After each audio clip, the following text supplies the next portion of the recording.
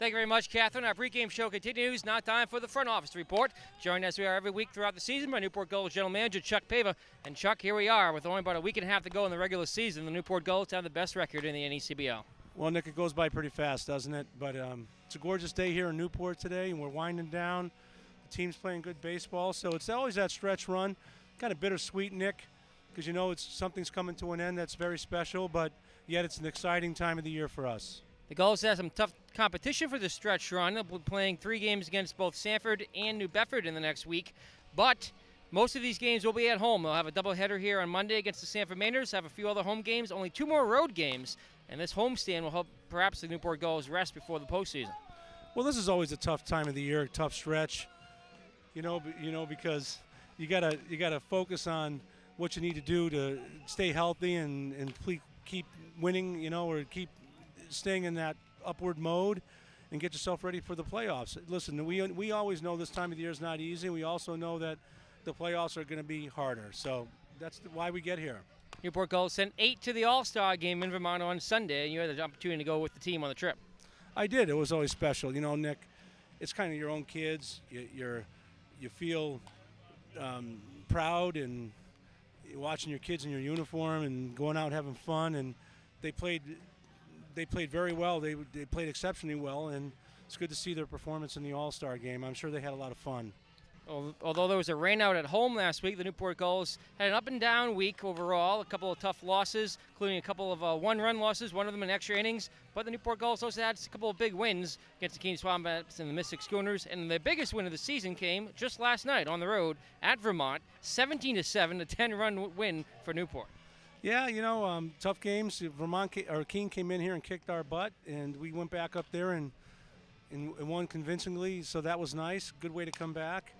You know, we played well against, I guess it was Mystic. We lost down in Danbury, tough game, but came back last night against Vermont, a very good team and surging team up in Vermont. That's going to be there in the end. That's a tough club. Two players did not make the trip yesterday with the team, Steve Anderson and Yarrow Rosen. Can you tell us about their status? Yeah, good news and bad news, really. Steve Anderson broke his or fractured a bone in his nose on a play up in Sanford, and the swelling's gone down. He feels pretty good. There's no complications, so he's in good shape and ready to go. That's good news. Unfortunately for Yale, who's been our hottest hitter in terms of being the guy's been carrying us with this offense.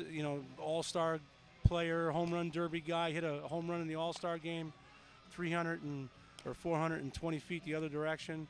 He's a special hitter, but we're going to lose him. He had an MRI done on his sore shoulder that has been sore all summer, and he's got a labrum tear. So we're going to help him get home tomorrow so we can address that with his school staff. And it's very unfortunate for the Gulls, but and unfortunate more so for him that injury is been that severe. Couple organizational news around the team, Chuck. The Newport Gulls baseball night was rained out on last Friday, but will be made up later on in the season, as well as some other special nights. It's Mark Weed Memorial Scholarship Night, the third annual night here tonight, as we just had Senate President Teresa Paiva Weed here on our pregame show a moment ago. Volunteer Appreciation Night and Host Family Appreciation Night, all coming up. Some very important nights here for Newport in the next few days. Yeah, they're all winding